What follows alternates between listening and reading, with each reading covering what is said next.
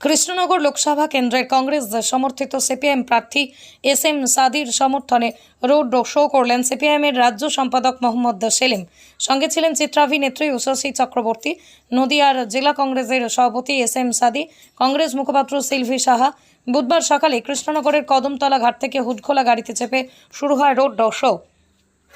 বাইকে চেপে রোড শোতে অংশগ্রহণ করেন কয়েক হাজার বাম কংগ্রেস কর্মী সমর্থক।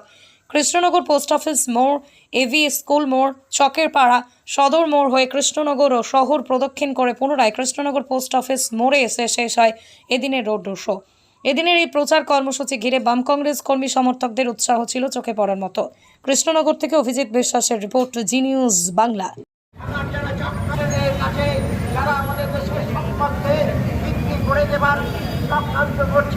তাদের বিরুদ্ধে কংগ্রেস এস.এম. সাদিকে 4 নম্বর বোতাম টিপে এবং ভোটে নির্বাচনে আমাদের প্রার্থী কংগ্রেস এস.এম. সাদি রবীন্দ্রনাথ ঠাকুরের যে প্রতিকৃতি তাতে পার্টির রাজ্য সম্পাদক নয়, এই দাবি যাতে আদায় হতে পারে তার জন্য প্রতিবাদী কণ্ঠ বোতাম টিপে বিপুল ভোটে নির্বাচিত করে তাকে সংসদে পাঠান।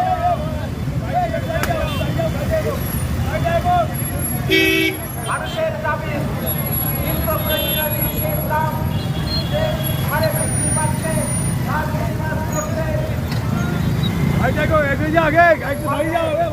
আমি আবার আপনাদের অনুরোধ করছি, আমাদের করোনা মাঝখানে থাকবে আর মোটর সাইকেলগুলো দুপাশে আপনারা সারিবদ্ধ হয়ে গিয়ে চলে।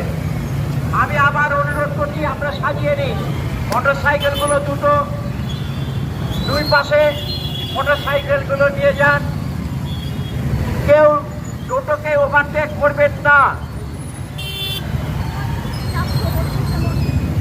বিশ্বকবি রবীন্দ্রনাথ ঠাকুরের পবিত্র জন্মভূমি এই বাংলা, আজকে এই বাংলার দুর্বৃত্তায়নে দুর্নীতিতে পড়ে গেছে।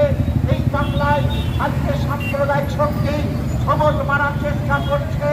তাদের হাত থেকে আমার বাংলাকে রক্ষা করবার জন্য আমার দেশকে সাম্প্রদায়িক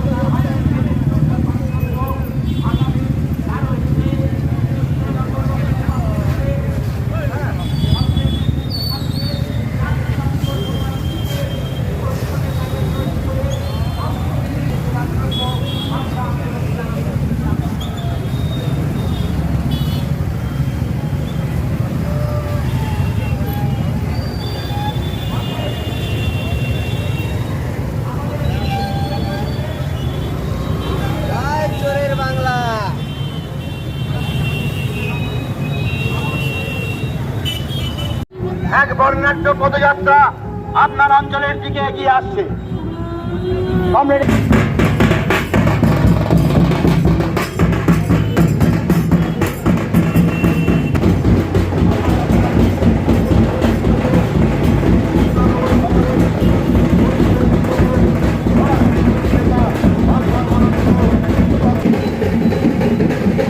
আজকের এই বর্ণাঢ্য